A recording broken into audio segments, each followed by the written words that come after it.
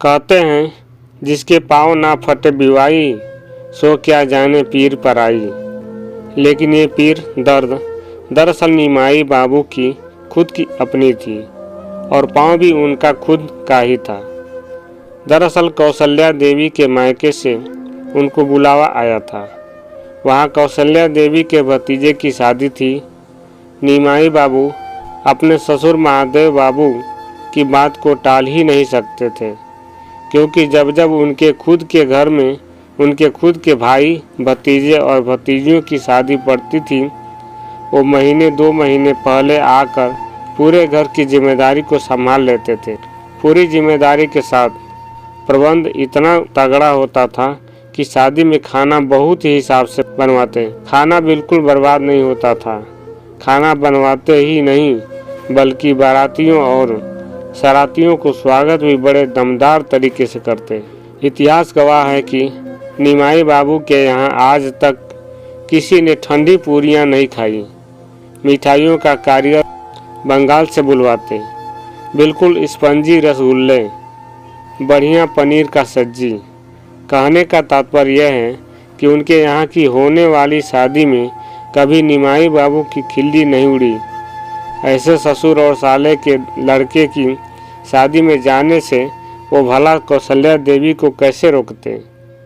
लेकिन इधर कौशल्या देवी घर से निकली ही थी कि एक दिन दूध लेकर आते समय निमाई बाबू गली में ऐसे गिरे कि उनका पैर ही टूट गया। अब शादी विवाह का घर ऐसे ही आपा धापी वाला होता है, किसको परेशान किया जाए।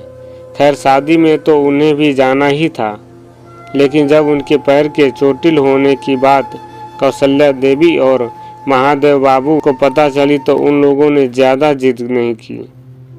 लेकिन उनके ज़िंदगी में पत्नी या जीवन साथी का क्या महत्व है, ये कौशल्या देवी के मायके जाने के बाद ही निमाई बाबू को पता चला था।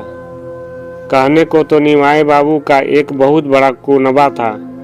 4 बेटों और 10 नाती पोतों से निमाई बाबू का घर गुलजार था, लेकिन उनके लिए सब बेकार था। नाश्ते और खाने की कौन पूछे, समय पर चाय मिल जाती तो वही बहुत था। प्लास्टर लगे पैर पर उनको अपनी जगह से हिलना भी मुश्किल हो रहा था, पर पेशाब के लिए भी उनको अपने पोतों ऋषभ और कार्तिक की ज़रूरत पड़ती। पोते तो खैर दादाजी के दुलारे थे, वो हंसते हंसते दादाजी की सेवा करते, लेकिन उनकी बहू गोमती और कृष्णा ससुर जी के काम को करने से कतराती थी। उनको निमाई बाबू एक आफत की तरह लगते। वहाँ तो पहले वो अपने पति और बच्चों की परेशानियों से 2-4 होती थी, अब एक ससुर की जिम्मेदारियाँ अलग थी जो उनके लिए सिर दर्द से कम नहीं थी। पहले प्रायः निमाई बाबू दफ्तर से लौटते तो कौशल्या देवी को चिढ़ाने के लिए ही कहते, तुमको तो दिन भर कुछ काम धाम रहता नहीं है, दिन भर बस बैठी रहती हो। लेकिन कौशल्या देवी के मायके चले जाने के बाद निमाई बाबू को दाल चावल का भाव जैसे मालूम पड़ गया था। कुछ तो कौशल्या देवी के बिछोने और कुछ पैरों पर चढ़े प्लास्टर ने कौशल्या देवी की अहमियत निमाई बाबू को समझा दी थी। वो भली भांति इस बात को महसूस कर रहे थे कि निमाई बाबू के जीवन में दरअसल कौशल्या देवी का क्या महत्व है। करीब महीने 1.5 महीने के बाद निमाई बाबू पैरों का प्लास्टर कट चुका था। निमाई बाबू और कौशल्या देवी घर में बैठे हुए शादी विवाह की बातें कर रहे थे कि तभी एक दिन सर्कस बाबू घूमते फिरते निमाई बाबू से मिलने चले आए। दफ्तर में एक साथ ही निमाई बाबू और सर्कस बाबू काम करते थे। सर्कस बाबू को देखते ही बड़े गर्मजोशी के साथ निमाई बाबू ने सर्कस बाबू का स्वागत किया और बोले, अरे सर्कस बाबू, आप बहुत दिनों के बाद मिले भाई। और बताओ भाई, कैसे आना हुआ? मेरा मकान ढूंढने में कोई परेशानी तो नहीं हुई यार? नहीं यार, तुम्हें भला इस शहर में कौन नहीं जानता यार। तुम्हारा घर ढूंढने में कोई दिक्कत नहीं हुई भाई, बड़े आराम से मिल गया तुम्हारा घर। अरे कौशल्या, आज बहुत बड़ा दिन है।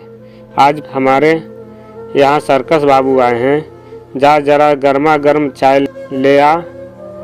जब कौशल्या चाय ले आई तो चाय के बहाने ही दोनों दोस्त पुराने दिनों को याद करने लगे।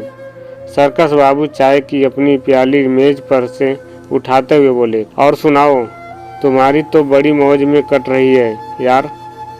देख ही रहा हूँ तुम्हारे इस भरे पूरे और आबाद परिवार को। वाकई में तुम बहुत ही खुश नसीब आदमी हो यार।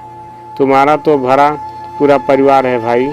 एक मैं हूँ सो तो है भाई, लेकिन तुम्हारे साथ क्या हुआ भाई? भाभी तो ठीक है ना यार? निमाई बाबू को जैसे किसी दुश्चिंता ने घेर लिया था और उनके चेहरे पर जैसे किसी घनिष्ठ की आशंका उभरने लगी थी। नहीं यार, पिछले साल उनको हार्ट अटैक आया था और वो हमको छोड़कर चली गई। कुछ देर उनके बीच खामोशी छाई रही, फिर थोड़ा रुककर सर्कस बाबू बोले, तुम्हें तो पता ही है, शुरू से ही मेरे बच्चे बाहर रहकर पढ़ते थे। उन्हें दरअसल एकाकी जीवन जीने की आदत रही है। फिर उनका जॉब भी बाहर लगा है। आजकल की नई नई मॉडर्न बहुएं सास ससुर को अपने साथ रखने में अपनी इंसल्ट समझती हैं। इसलिए बच्चों का ऐसा व्यवहार देखकर मेरी श्रीमती जी को सदमा सा लगा था और शायद इसके कारण ही उसको हार्ट अटैक आ गया था।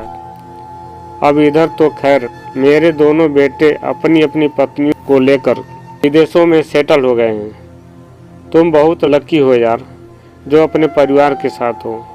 तुम विश्वास नहीं करोगे, जब से मेरी पत्नी का स्वर्गवास हुआ है तब से एक कप चाय की तलब भी अगर होती है तो अंदर से दिल मचल उठता है। खाली घर काटने को दौड़ता है भाई। पत्नी को खोने के बाद भी उसका महत्व तो समझ पाया हूँ भाई। सर्कस भाई रुआंसे हो चले थे, तभी सर्कस भाई की गाड़ी ने हॉर्न बजाया था।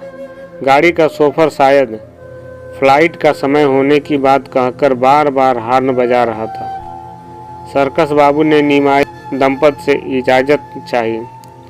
निमाई बाबू ने कौशल्या देवी से बड़े ही स्नेहपूर्वक मंत्रणा की, कौशल्या, जरा मुझे सहारा देकर बेडरूम तक ले चलोगी?